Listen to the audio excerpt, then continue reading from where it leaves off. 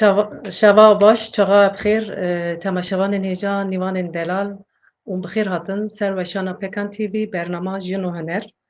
Wek hûn jî dizanin demeke dirêj e me program çê nekiribûn, mixabin me îro bi bernameyeke xemgîn dest pê kir.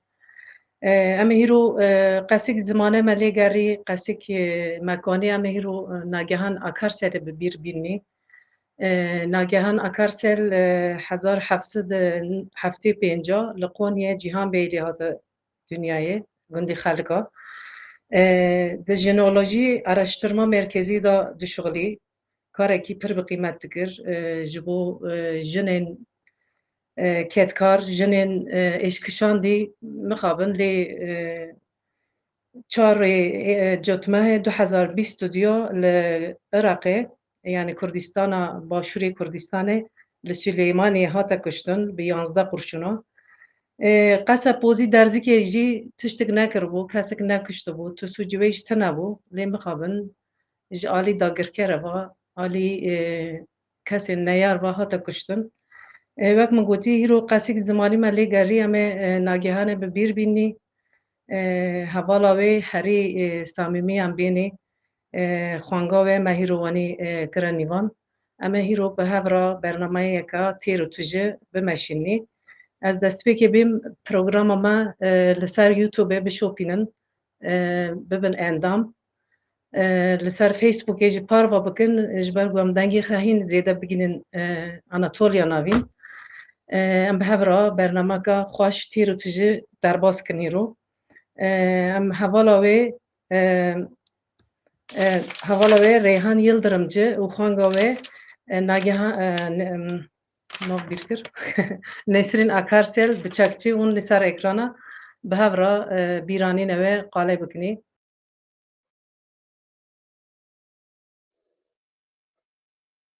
Ji xêratî Nesrin. Dengê min heye? Merhabalar herkese. Merhaba, hoş Merhaba. geldiniz. Tekrar. Merhaba Ses geliyor mu canım. sizlere? Tamam. Sesimiz geliyor değil mi? Harika. Evet, duyuyoruz. Tamam. Reyhan Yıldırımcı kimdir? Önce bize biraz kendini tanıt. Ondan sonra Reyhan'la arkadaşlığınızı, dostluğunuzu, beraber yürüttüğünüz çalışmaları, yoldaşlığınızdan biraz bahsetmenizi isteyeceğiz. Keremke, buyurun. Herkese merhabalar. Benim ismim Reyhan Yıldırımcı. Biz Nagihan'la 2001 yılında tanıştık. 5 yıllık bir aradan sonra 2006 yılında Gazi Üniversitesi'nde Basın Yayın Halkla İlişkiler bölümünde öğrenciliğe başladığı dönemlerde benim yanımda kaldı.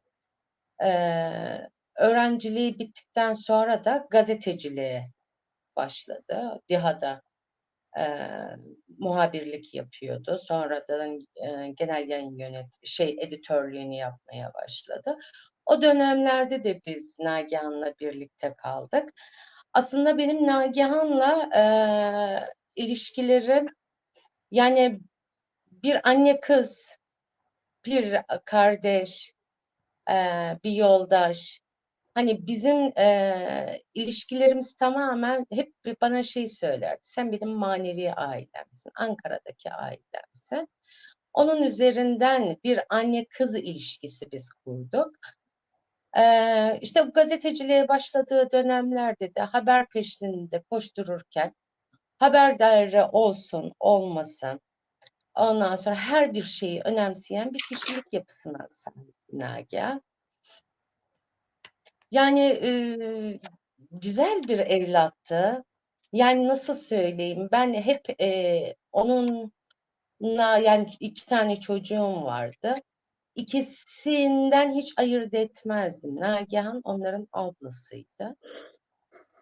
Abla kardeş ilişkileri geliştirdi. Hatalarını hiçbir zaman çocukların hatalarını görmezden gelmemezlik yapmazdı örneğin. Bütün olayların, olguların üstüne giderdi. Yani şimdiden affedilirse, görmezden gelinirse önümüzdeki dönemlerde önüne alamayız derdi. Yani Nagihan aslında nasıl yani anlatmak o kadar zor ki Nagihan'ı. Nagihan'la yaşamak çok kolay.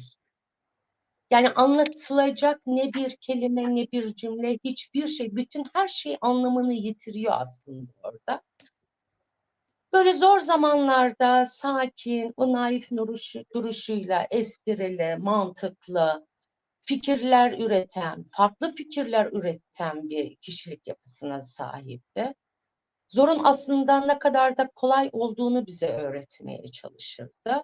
Hı hı. Bir diğer yanı mesela tanıştığı insanları önceden konuştururdu. Yani diyelim ki işte onu çözmeye çalışır, konuşturarak da onun en ince derinine iner, yaşadığı çıkmazları keşfeder, açığa çıkarır, çözüm yolları üretmeye çalışır, empati kurar, kendi sorunuymuş gibi bunu yaşar. E, Kendi sorunu gibi yaşarken de o girdabın içinden de aslında hem o kadını hem de kendini çıkartmaya çalışırdı. Böyle bir kişilik özelliği vardı. Yani o empatiyi kurarken de hem onu kurtarıyordu hem kendini kurtarıyordu orada. Valla yaşlıyla yaşlı oluyordu, gençle genç oluyordu, çocukla çocuk oluyordu. Yani onlara cesaret verir, moral verir, güç vermeye çalışır. Onların ne kadar önemli olduğunu onlara hissettirmeye çalışır, kıymetli olduğunu hissettirmeye çalışırdı. Bunun için kurduğu dostluklar hep güçlü bağlarla kopmaz ve sarsılmaz yoldaşlıklar üzerineydi aslında. Yani yanında olmasa dahi o birliktelikleri, o bir arada tutmak için yani bir sembole hep örnek veriyorum. Bir dağa, taşa, kuşa, ne bileyim akan bir suya, yıldızlara böyle simgeler yüklerdi. Yani o simgelerle aslında köprü kurmaya çalışırdı. Bir bağ kurmaya çalışırdı.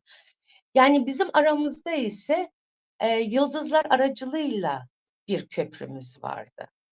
Yani yalnız olduğunda gökyüzüne bak, yıldızlarla benimle konuşur gibi konuş derdi. O zaman yalnız olmadığını hissedeceksin.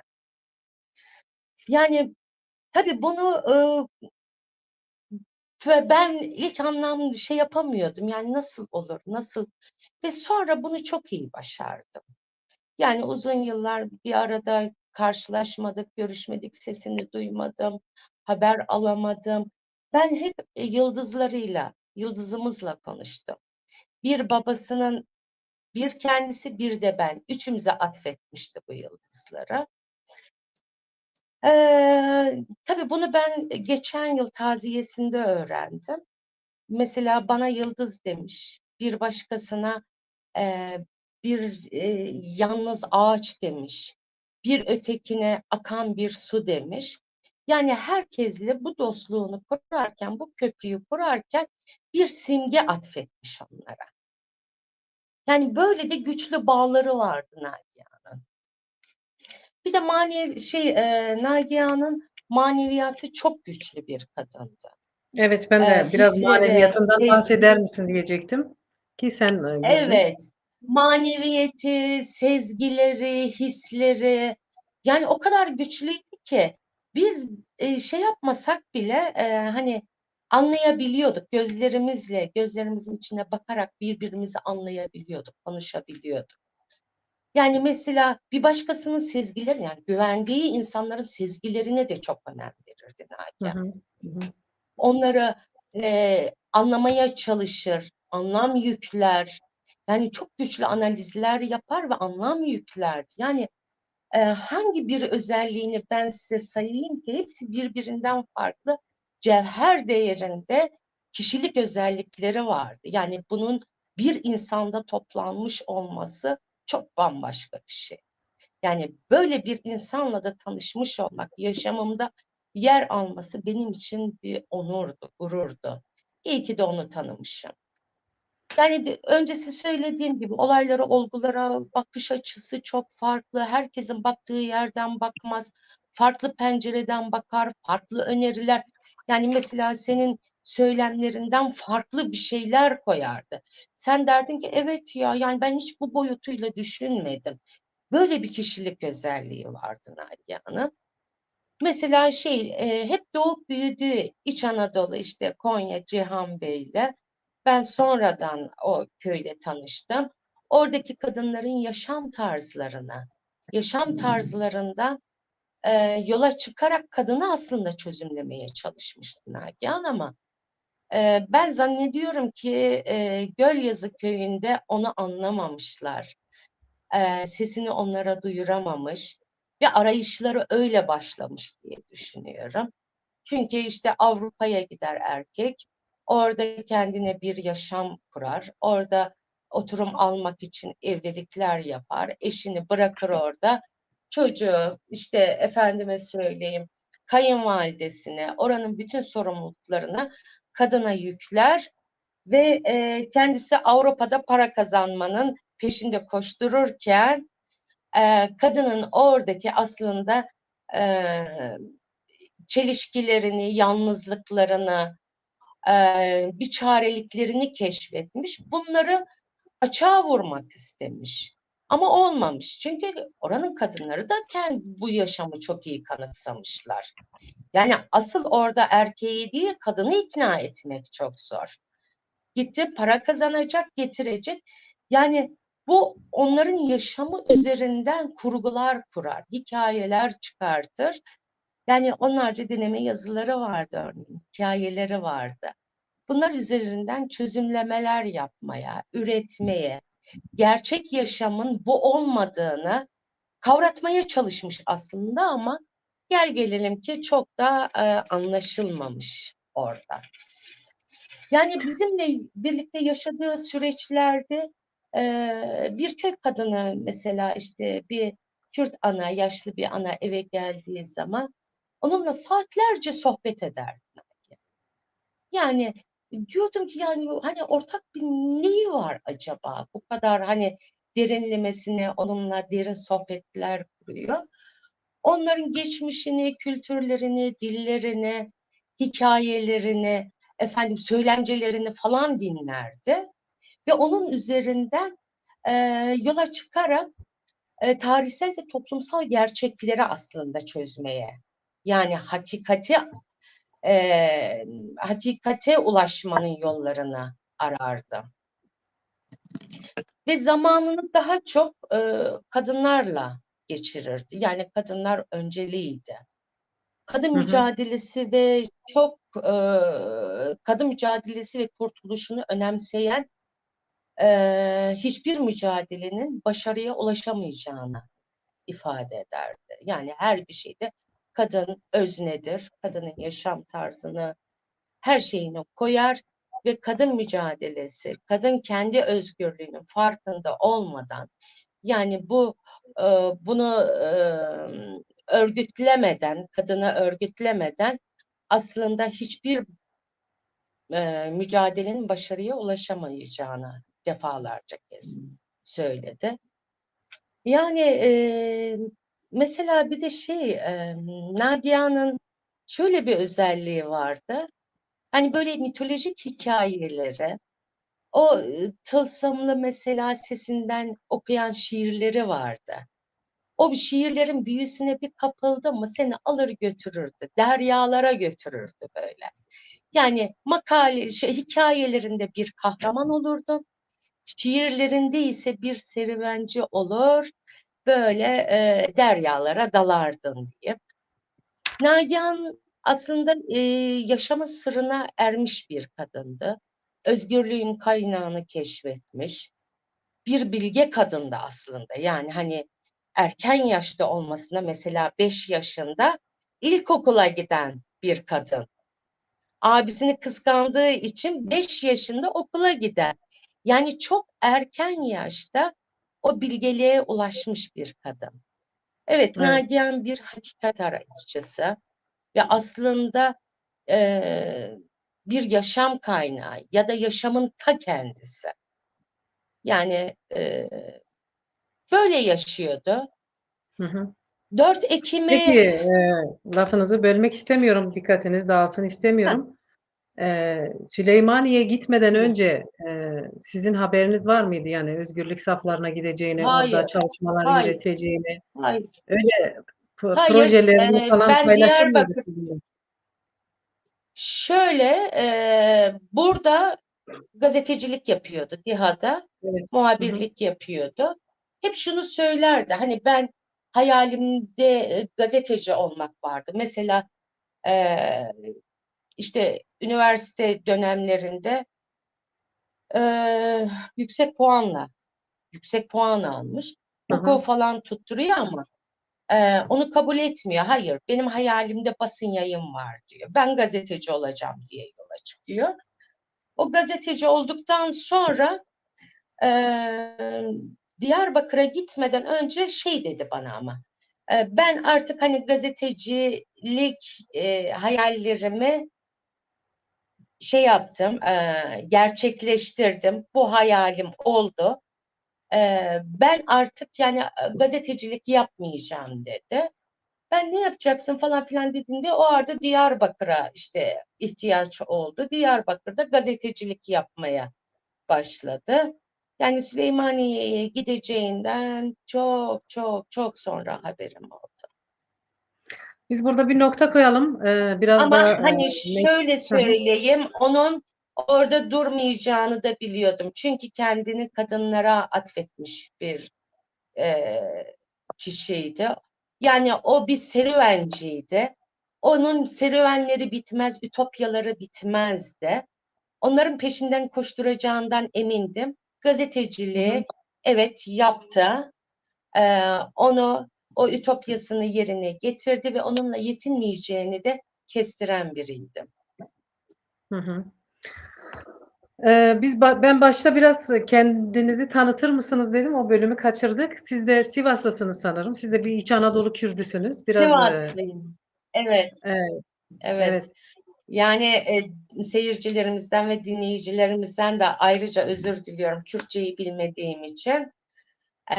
Formatınızın Kürtçe olduğunu biliyorum ama bir Kürt olarak Kürtçeyi bilmemek de bu benim ayıbım. Özür diliyorum herkesten. Bundan sonra öğrenme çabalarınız başlayacaktır umarım, inanıyorum. Evet, Hı yaşı hı. yok bu işin. Tabii ki, tabii ki öğrenmenin hiçbir zaman ne yaşı vardır ne zamanı vardır. İnsan her yaşta öğrenebilir. Biraz da, Nesrin'le devam edelim. Nesrin, em tecî nas bikinî, tu jî xwenga, nagehanê we bi hev re demek xweş wek xweng bira we bi hev re rind derbas kir wek xweng. Nesrin yeka çûn bû li mal, naberê we da ku bav xweng birayê çûn bû. Tengê ji me re qolê Nesrînê nagehanê bikem nas bikinî. Îro sala wê yekemîn e, salvegera wê yekemîn e. Wek pekan jin înisiyatîv jî me soz da nagehanê ku her sal em ê bîranîna wê çê bikinî. Em ê Çok ala wê bilind bikinî, ala wê hîştî jî bilind bikinî. Em ê her sal wê bi bîr bînî, bîr nakinî înşallah bi hev re jî em ê her sal bîranîna wê çê bikinî. Tu jî ji me re tengê qala Nesrîn nagehanê bike. Navê wê Nîsk e hevin tengê tev li hevbûnê çê نیست dibin ji ار Te bide naskirin دوبی destpêkê piştre jî ji me re qala nagehanê tengê bike. tekrar merhaba Çiğdemciğim. Merhaba, xêr Herkese de merhabalar. Ee, Ya şöyle bir şey var şu an Mutagu yani Çandırnami Kozırtıkni spontane gelişsin her şey biraz heyecanlandım şu an kusura bakmayın. Rahat be. Kes tene em Anatolya navîn bixe bixenî. Aynen Rahat be yani onu ji bo Suzan'ım aynen. Vallahi az tım temi az dur poş karış temi. Reyhancığım bir de az Kürtçe yani Türkçe'ye de çevirdim senin için. Ee, Şöyle az tım dur poş karış temi Nagihan'ı belki anlatacak en son insanlardan bir tanesi ben. Tiştek pırmazını yani hıngote Hı hı. ama tişti pırpırın paylaşmıştır. Ama yani az xabalamdar kem tayin az tayimi ki az o kişiliği, o karakteri, o insanı ben bile anlatamam. Yani o şekilde Nagihan'a yakışır şekilde sanki ben bile anlatamayacağım. Az peşi tayimi sağ ol Çiğdem de işte parıntkiri. Ben de uzun zamandır gerçekten şöyle onun dostlarına, arkadaşlarına teşekkür amaçlı nasıl teşekkür edebilirim diye çok düşünürken bu pırınç bu. Yekejaz peşi gerçekten o dönemde yanımızda olan, sonrasında ablam için her şeyi göze alıp her şeyiyle birçok şey yapan bütün arkadaşlara selam söylüyorum. Zuhallere, Golelere, Reyhan aynı şekilde, diğer bütün Deryalara falan çok selam söylüyorum. Nagyon والله خدمة من مزنه نوبر ما 4 ساله ana ta pişigo 77'li ni 77 75'li 75 mi bu? şey ta bu 75. 75 na 75'i 77'li canım. Ya, tamam. 93'e jmoldarkat şöyle 93'e ta şu lise broyem mazun şu kuni amil gund yaşamıştı tutzunul halku. Çünkü gund buhne dershaneye gitmişti. Nagyonici işte aji harım, maji, bu gün görüm diye aji bir darkat. 93'e darkat işte gund. Gazi Lisesi'nde okuyorduk Konya'da. Sonrasında liseye giderken de aynı sene üniversiteyi kazanmıştı. Ankara Gazi Üniversitesi'ne başladı. İşte orada okuduktan sonra da işte gelişen bu şeyler falan filan hadi birçok evet. Nagyon şöyle yani oraya hani jibeski gu tane ki o içsel farklıydı ya bizden de farklıydı gerçekten çok farklı bir karakteri vardı. Para çok kibar bir kızdı yani acayip sertliği ben aknatız oynadı çok inceydi çok ince düşünürdü çok kırılgandı müthiş ağlardı. Partayır. Pitbonga ben Nagyon'dayır. Parasız. Çok duygusal bir kişiliğe sahipti. Azıtım işte tabii duygusallığı da bu işonu gitti çünkü kırını. Tabii Cesur bir. Demek ki bir cesur bir. Ari işte ya ona rağmen para cesur iş. Ta pitbond kır ta bu Nagyon'dayır. Hesır ki haji pit totun. Hanife Ama Sarıkuş yazmış kırıydı ve çok naifti diyor Hanife Sarıkuş. ya öyleydi. Evet, Evet doğru naif söylüyor. bir arkadaşımız da. Para naif işi, parasız, para duygusal, onun haricinde de para cesuru, acayip para tıştıkozbık. Para tıştıkozbık. De bir zaman amin çünkü daha okula başlamadan önceleri falan taçu novciron havolo hingilizlay zaman yakavun. Tavın mavın havun tuzun nazoni. Nuzum ime birimin gündeme pırtına oldu. Aynen iyi akaçetka işte taçu aynı pilot kır genelde. İson mazın tıkır ve taçu javanoro ayşonu iştikrin. Taçu nov mesela darek per dürha, dronek per dürha yüz haboli ki ben amnos peknamo mekan olarak işte dürbe bulam da taçu bu yani onları ziyaret onun için bir ziyaret ederdi. Bizden çok, annesinden babasından çok o hep vardı. O hep öncüydü, hep öndeydi. Tüm koz fırtıştı bakıyor. Yani herkes giriyor, tüm ilan tıştı gidiyor. Yani donat herkes kahvaltı dikir, yoldaşlık dikir, alikari herkes dikir giriyor. yani. Aynen herkes giriyor. Bazen aramazın bitçuk yani gorek Aynen. konet. Havalı Aynen. sonuçta davet kırıbın aynı ona jimina ve kalkır. Havalı esin doktor Zeynep ona kalkır havalı tip havra kırıbın. Rasti aynı vakte got böyle naif, nerm, sakin. Onlar da biraz bahsettiler. Aynı vakte goti gerçekten merid xwaze yani çima ma hava tavan nas nekir. Ya gerçekten ben yani noskırni az nol havola mes Divo ablamdan önce yani şu işte olaydan önce bu kadar çok tanımıyordum arkadaşlar. Sonrasında az hissediyorum ki o insanlar o yokluğu nasıl doldurabiliriz diye düşünüyor. Yani ben o kadar hiç bu zamana kadar edinmediğim dostluklar edindim. Onun sayesinde Havalehane nasıl anlatayım? Yani hakikati karnım. Yani hala o şeyi kapatmak istiyorlar. Yani Nagyon'tanı onu kabul etmiyorlar. Nagyon yerine biz ne yapabiliriz? Ona yakın bir yerde olalım. Ona yakın bir insanla görüşelim işte falan anlamışsındır inşallah. Yani dixwazin ew ê Ee, kemasî ve tije bikin, onun yokluğunu yaşatmamaya çalışıyorlar sizlere de bizlere de Çalışıyor eminim. gerçekten. Yani o insanlar için bence büyük bir kayıp. Hepimiz için, herkes için, Hepimiz için, zaten hepimiz aile için. olarak Bütün kadınlar senin için için. çok çok büyük bir kayıp. Sen o başka taraftasın, başka boyuttasın ama o insanların o acısını görünce aslında maşallah gerçekten tu kaç kırın tu çı yön ta çabalık kırın ta çı dostluk kırın ta çı iş kırın ta sen durmadan yapmışsın, bir şeyler yapmış. Yani boy kroazno mesk mı oci yaşanmış tane. Yani Hı hı. Nagihan'dan sonra da bir sürü acı yaşandı, bir sürü olaylar oluyor. Her şey, bütün acılar farklı, bütün acılar çok büyük aileler için, çevre için, herkes için. Ama Nagihan'ı bambaşka bir yerde sanki. Ablam diye söylemiyorum. Gerçekten Sony şey yapamıyor, yani kabul edemiyor, yakıştıramıyor. Çünkü o insan olmalıydı. Vallahi yani olmalıydı gerçekten. Yani şu an öyle bir insanın olması lazım, olması gerekiyordu. Ona biraz daha itina göstermeliydi bence. Yani goremîjî ew Gösterilmeliydi. zaten yani her çi qas bedensel tune nav medabe jî bi fikrê xwe, bi sekna xwe nagihan ji Hmm. bo me nemir e yani ew dibe ya ölümsüzler Aynen. kervanında stûyê wê jî ji bo me her dem ew di jiyana me de di serî me de em nikanin bên nagihan mir jî yani em nikanin bên bû şehîd jî ji ber ku ew nemir e ji bo me her wext di jiyana me de perspektîfên wê, gotinên wê yani rêbazek we me mêrandinê û li Kurdistana Başûr çêkirinî ew kütüphanek Hmm. ji bo jina çêkirinî ew ji bo we Evet.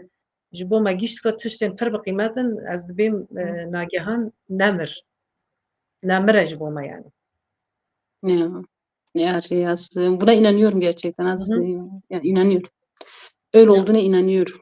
Ki bəli. o emek veren herkes için yani bu söylediğin çok önemli. Ailesi için de çok önemli. Ahmet normal salta buzan icno etayniçi malaki ijdila runujdi. Bir yaz içindesin. Yani daha kabul edilemediğin bir yaz süreci. Hı hı. Sonuçta harekete işte yani şu an dile getirmek de istemiyorum. Yani herkesine bazı birkaç kişi şey diyor laştı gari. Yani laştı gari. Kuruk çırkale laştı gari. Kuruk yani tuşno gari. Sadece kendini yani kendisini şey yapıyor. Kendisini var ediyor. Kendisini Nagihan'ın tek savaşı kendisiyleydi bence. Yani milletime bê Yapamıyordu, sağamıyordu. digerî jinek bû îşex xelêdarina çi bû her keskî şorkê dibe yani ama keskî fikrê we yani têkoşînê we fêm nake yani ji bo çi lir bû yani we zaten demek derketî wê riyê kefene xelxa kir derket. Yani dizanî ku ew riya nehatinê jî yani. Çûyînê he hatin jî tune. No Yani aslında burada da bir şeylik var. Yani no Nagihan'ı hatok çüz tabii ki Reyhan'ış perskır hatok çüz Süleymaniye Nagihan hı hı. tago azı varım.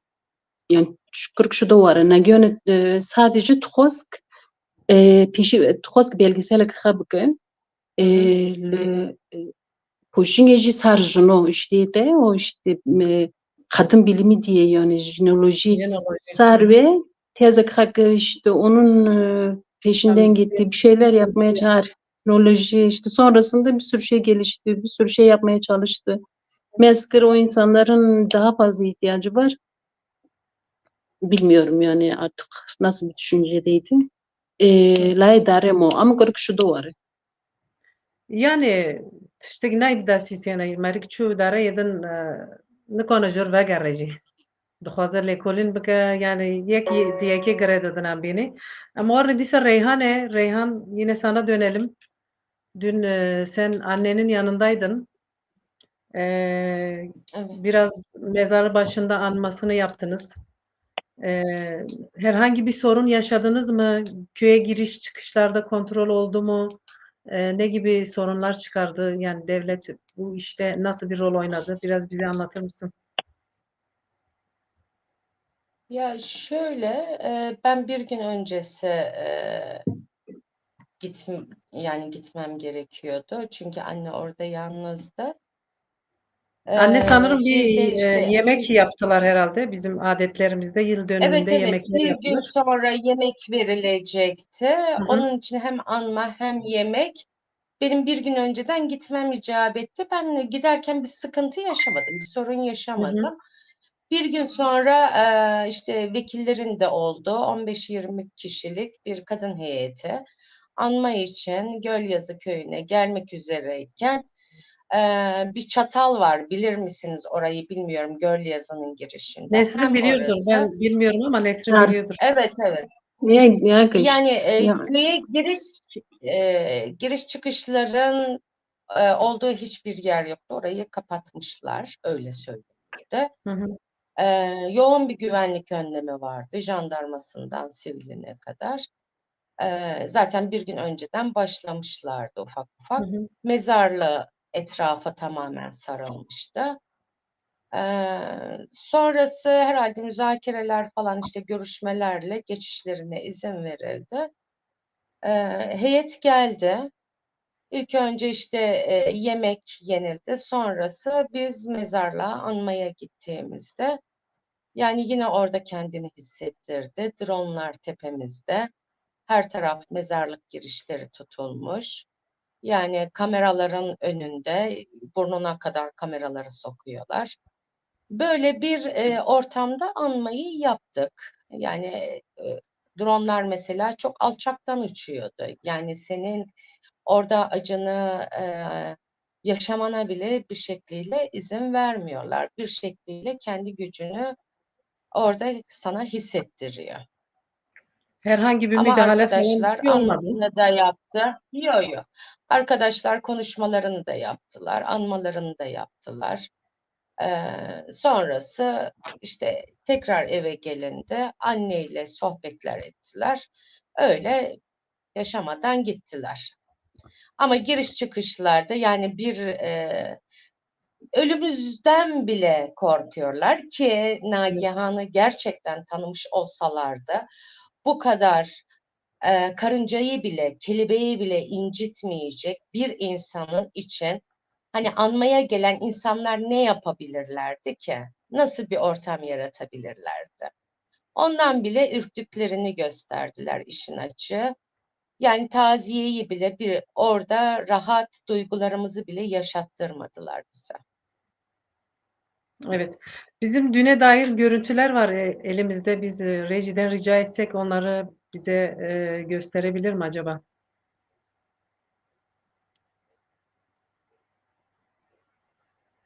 Reji hazır mı görüntüler? Nagihan yoldaşımızın hakikat arayışı devam edecek. Onun yolunda, onun bıraktığı yerde hakikatleri yazmaya, araştırmaya, biz yoldaşları olarak kaldığı yerden devam edeceğimize söz veriyoruz.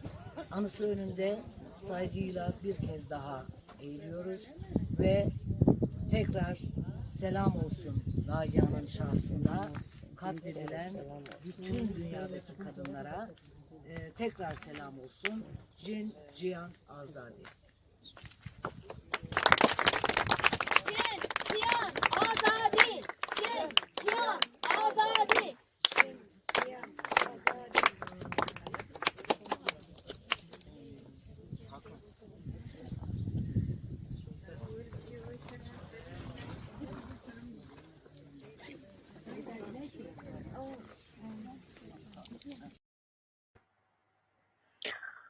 Teşekkür ederiz Reji. Bir görüntümüz daha vardı sanırım ama hazır değil sanırım.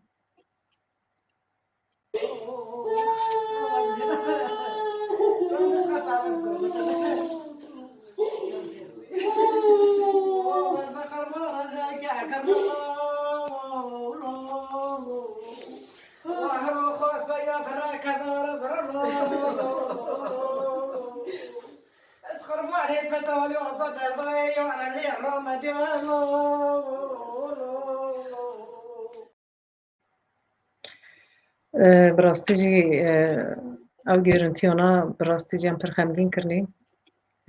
Dayîka nagihan Akarselê bû.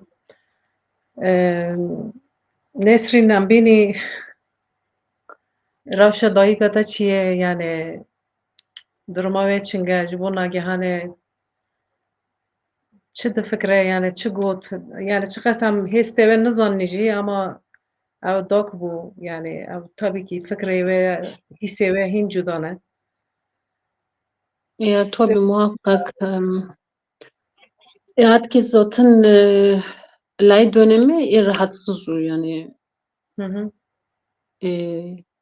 ma jîr got nakru başta jîr got nakirin Hı hı. Hı hı. daha kru sarı darbosmuşu got kirin. Ay işte felçliydi, konuşamıyordu, kalkıp oturamıyordu. Jîr got kirin şu da eşi işte zamanla kabul etmeye çalıştı. Kabul etmesi lazım sonuçta yani. Bugün de hala o acıyla yaşıyor. Hı hı. Ama işte bir annenin yaşayabileceği duygular yaşıyor. O acıyı Yani hala xewar acıyla wê jî yaşıyor. tune şehîd ketiye. Yani şehîd Çık. ketiye de miriye de yani nizanî Ma şehîd. kot nakir. No. Hem Evet. tane yani trafik kazası. He. İyi vantı zone. İşte ölümün rengi ne olursa Çünkü olsun aynı mırını işte ne zaman. işte niye var gerçekten bana zor. Yani şöyle azın o insani duygularla şey yapmaya Hı hı. çalışıyorum. Hazretlerimi doğru çok yani senin vicdanı bırak yani senin insani duygulara sahip olmaman lazım ki sen o an o kadına 11 kurşun atman gerekiyor. Yani bırak ya ki bu diyorum hayvani duygular da demiyorum. Yani hiçbir Hı şekilde hiçbir duyguyu barındırmayan bir hı. ona yakışmayan bir ölüm. Hatta birisi insan gerçekten taşımam. Yani çıkmayımızdan. Yani bu şekilde hak Yani etmemişti. Böyle bir söylemiyorum. ölüm hak etmemişti. Bunu da yani o kadın da duysun istemiyoruz. Ama ne kadar modoka kişi bu şekilde evladının bu şekilde katledildiğini bilsin istemiyoruz. Ama onu işte peşe devam eden trafik kazası işte. Sonra bunca sağ olsunlar hiçbir şekilde yakmakla belli kılınmadığını. İşte millet gitti bu tarihi vardı. Git son. Hı. Xuda sabır ki bana da dokita da Amin. jiva giştka da inşallah. Amin. Hemçe Amin. yani ölüm ne olursa olsun, hangi renkte olursa olsun acıdır. Tabii. Ya ben dediğim gibi başta da söylediğim gibi Nagihan'la öyle mücadele ortamlarında çok bulunmadık. Ben Nagihan'ın manevi ailesiydim. Dediğim gibi bizim tanışmamız biraz hani e, çalıştığımız için o dönemde öğrenciydi. Yurt çıkacaktı ve bizim yanımıza geldi. Bizimle birlikte yaşamaya başladı. Bizim tanışmamız böyle bir kurguyla aslında başladı. Onun için Nagihan'la öyle çok hani alanlarda mücadele şey yapan birisi değildim. Benimki tamamen bir aile ortamıydı. Ben Unutamadığınız bir anın var yine mı? o Birlikte geçirdiğiniz, unutamadığın, böyle birlikte gülüp eğlendiğiniz, keyif aldığınız bir Çiğdem anını arkadaş şöyle efendim. ben sana bir anımızı yani hep aklıma geliyor. Bugün senden de rica etmiştim. Ahmet Telli'nin şiiri Evet. Soluk Soluğa. Nagihan onu çok severdi. Biz de Mamak'ta bir eve taşındık. Nagihan ilk oturduğumuz yeri konum olarak beğenmemişti. Hani böyle çocuğun yetiştirilebileceği bir yer değil diyordu. Bize kızıyordu. Biz de Kasım mıydı, Aralık mıydı, neydi? Onun gazına geldik, evi değiştirdik. Mutlu Mahallesi'ne gittik. Orada doğal gaz yok. İşte soba falan aldık. Ev kocaman büyük bir ev ve hepimiz bir odanın içerisine girdik. Yani işte eşimle ben bir yerde yatıyorum. Oğlumla Nagihan yer yatağı yapmışlar. Sobamız yanıyor. Çaydanlığımız üzerinde. Tıkır tıkır oradan su sesleri falan sobanın üzerine düşüyor. Şey yaptı, dedi ki ben size dedi şiir okumak istiyorum. Hadi dedi ışıkları kapatın dedi. Ben size dedi şiir okuyacağım. Biz de ya nasıl olur falan filan böyle hani bir de utanıyoruz yani.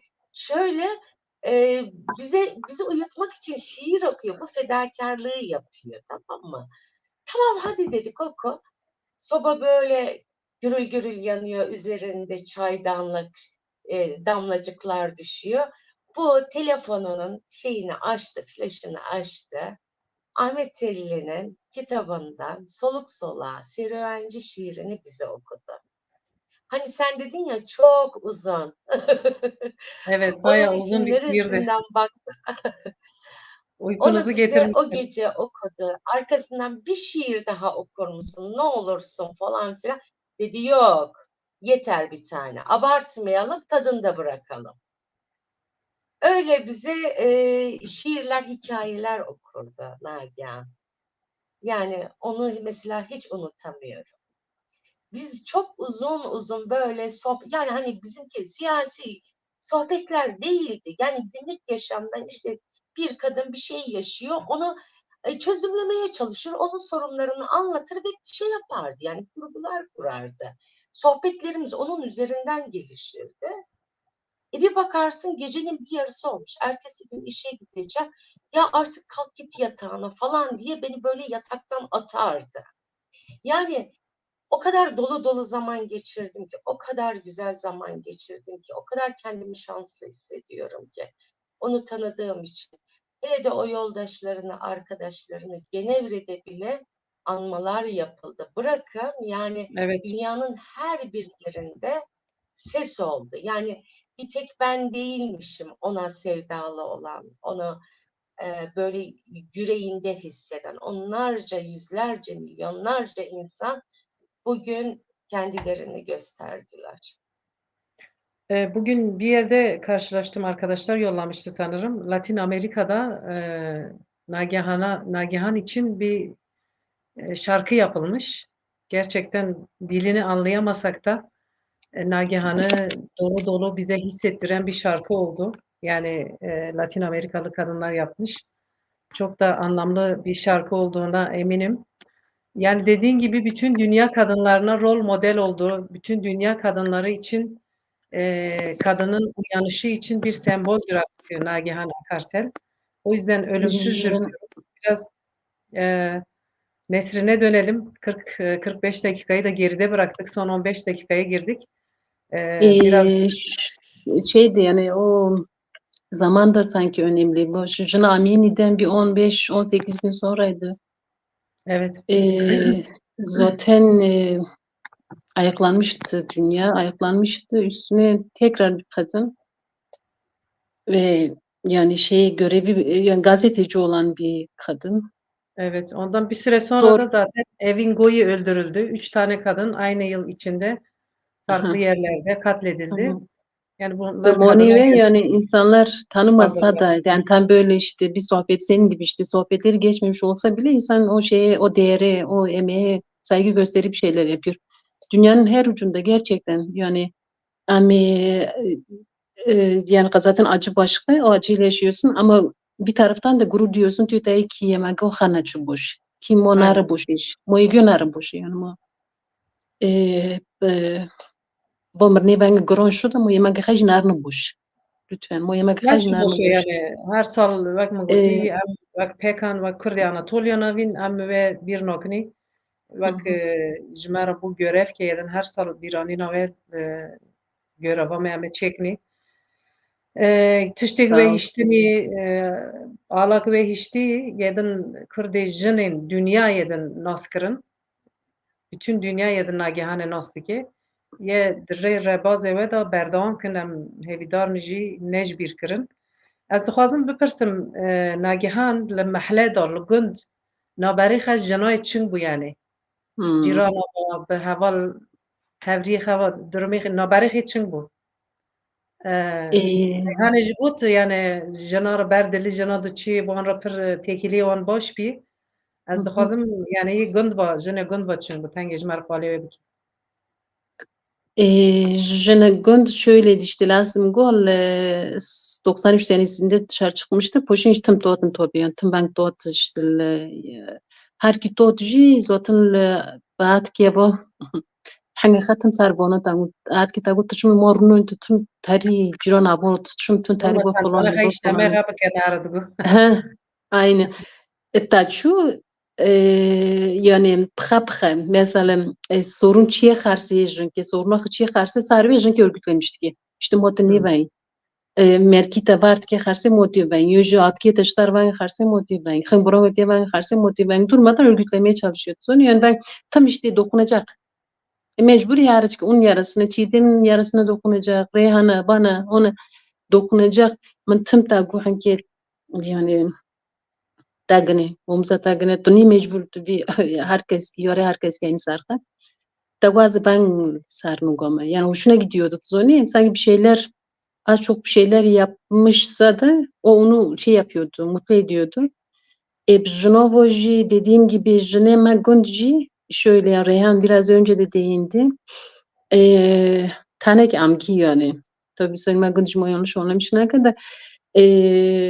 Jneme şu an değil bari mesela daha fazlaydı işte daha şey gurbet beklerlerdi. Hep pravin açarın.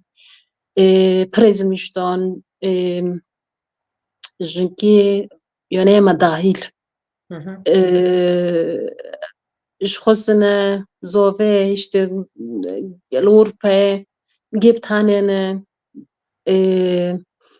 yak purun yora purun tuzoni nangönüji sarbe mesela akav Gölyazı Lisesi liseye me hayır doyeniz kamoli meji nirvaşudu jina mahalle toptkın tapacana idare باغچه اولای داره دور بر haul herkes kişi dor bar xatını tobiğini niye jadar ki kalabalık nimino noy no Hı hı. kastın ama hinge millet puru Tabii. toptkırın daha ponuzda marı biz marı Hı hı. da çocuklarla dare işte çıkarsa saat gibi saati dantkırın hepsini kendince şey yapıyordu yani aslında onlara bir şeyler verip onlara dokunuyor kendisini de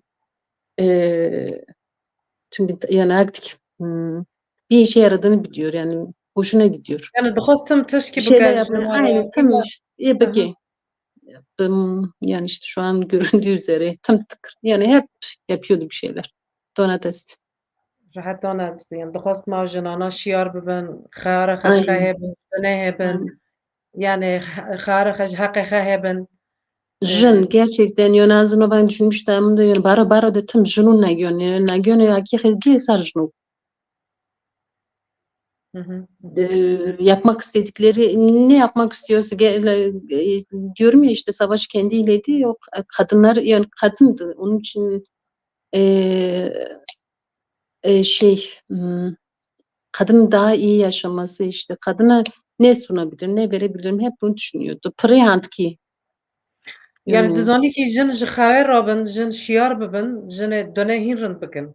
Yani ya nagehanan onun fert bilincine bikin yani. varmış ta hinye bilincine varmış. Amin o pxap xazın o temin yani bari solçun icvan birden tıkırım tagu yani hangi jinoloji çi yani çım jinoloji çım kadın bilimi yani ben saatlerce anlatırdı. İşte hinye de kurkulha da işte böyle yani o bilim olarak görüyor o kadının o ruhunu, o yaşayışını, o dünya üzerindeki varlığını. Ya kadınlar işte onun için şeydi. Nöhoroji mesela Azbej Bey'mi yazmak istediği bir sürü şiir kitabı, bir sürü kitabı varmış. Aslında e, çoğunu da hazırlamış ama yak negri Nebihas.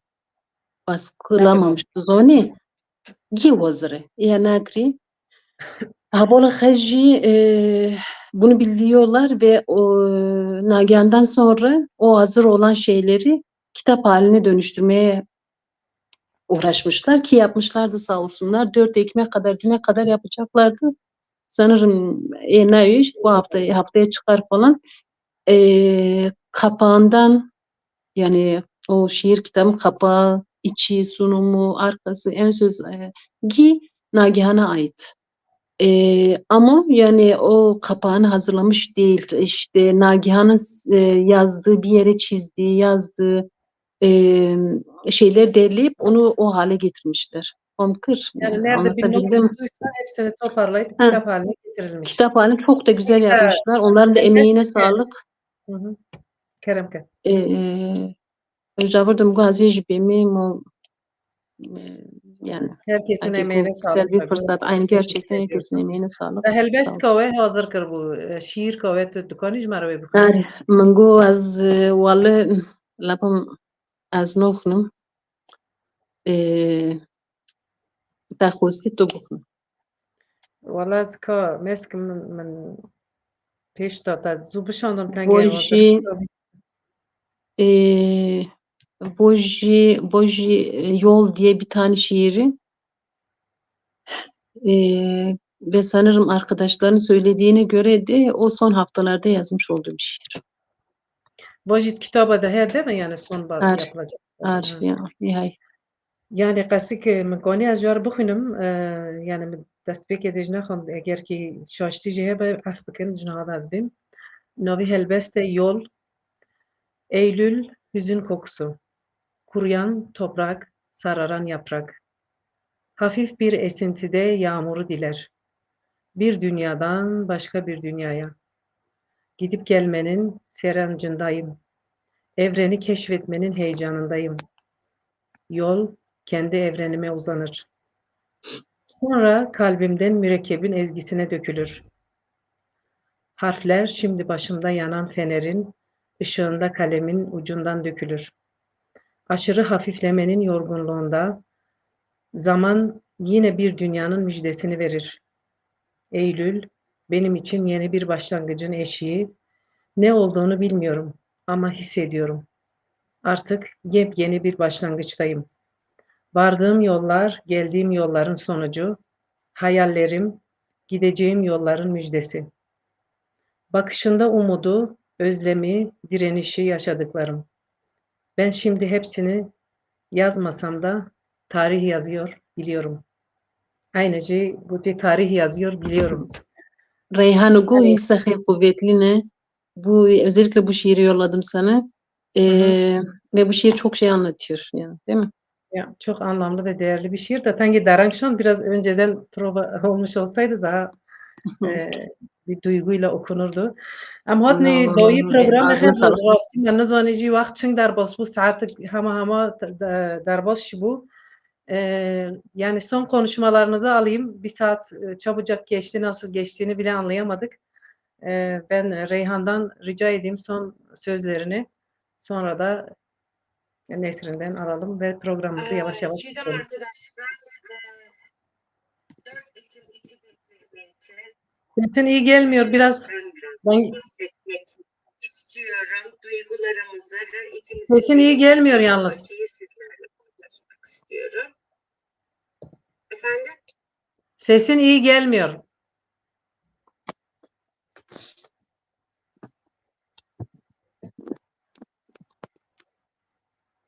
Ben 4 Tamam. Ekim 2022 Salı Yine günü gitti. e, Sesin yine gitti. birazcık değinmek istiyorum. Ses yok mu? Anlaşılmıyor konuşmaların.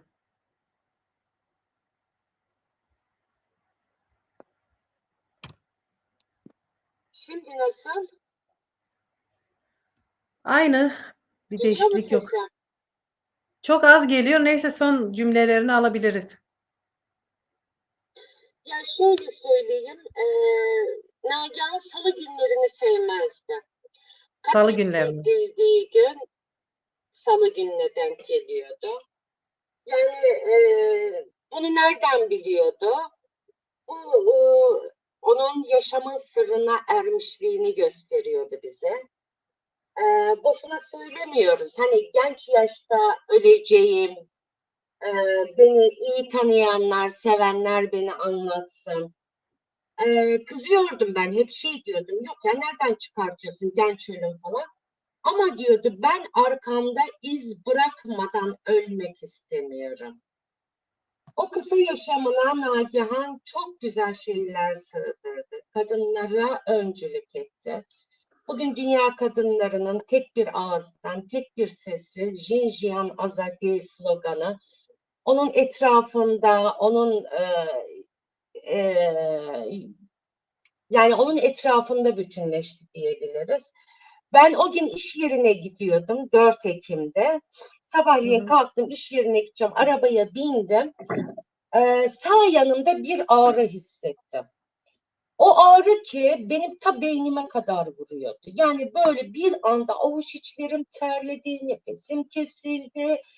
Ondan sonra nefes alamıyorum, pencereleri açıyorum falan filan. Yani bir anda böyle o kadar canım yanıyor ki anlatamam. Neyse ben iş yerine gittim. Saat 11'e geliyordu. Bana bir haber geldi. Dediler ki Nagihan vurulmuş, katledilmiş Süleymaniye'de.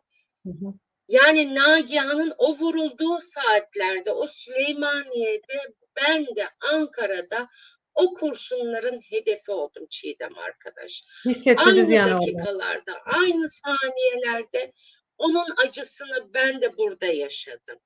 Yani hislerimiz ve bağlarımız o kadar kuvvetliydi ki ben o acıların hepsini burada yaşadım. Ama şuna seviniyorum. Yani çok fazla acı çekmedi. Onu sadece yüreğini acıtan kahpece arkasından 11 kurşunla vurulmasıydı. Halbuki ona acı bir söz yeterdi. Onun ölümü için acı bir söz yeterdi. Düşman da öyle kahpeydi ki onu 11 kurşunla arkasından vurdu. Bu da şunu söyleyeyim, uzatmayacağım.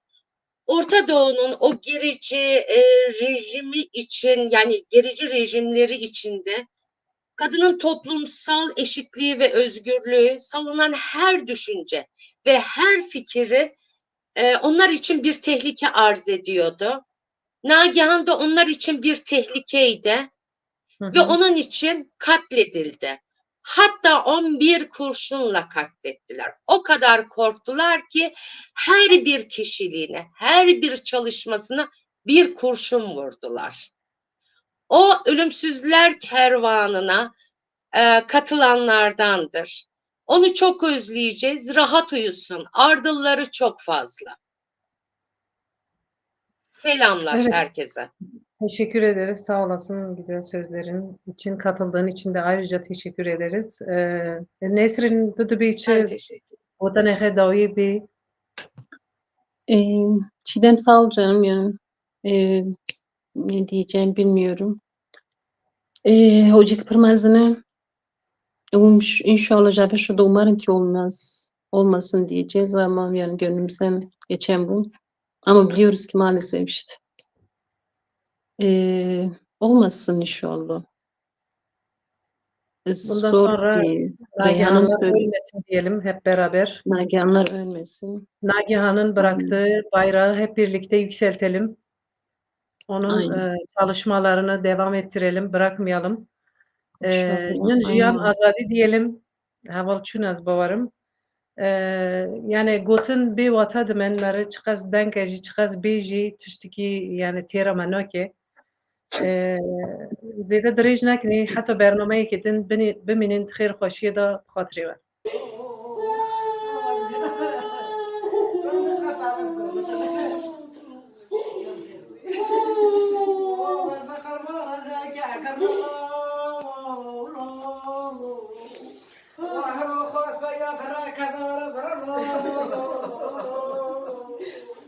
اسخر ما عليك بتولي وعبد الضيع على اللي رمضان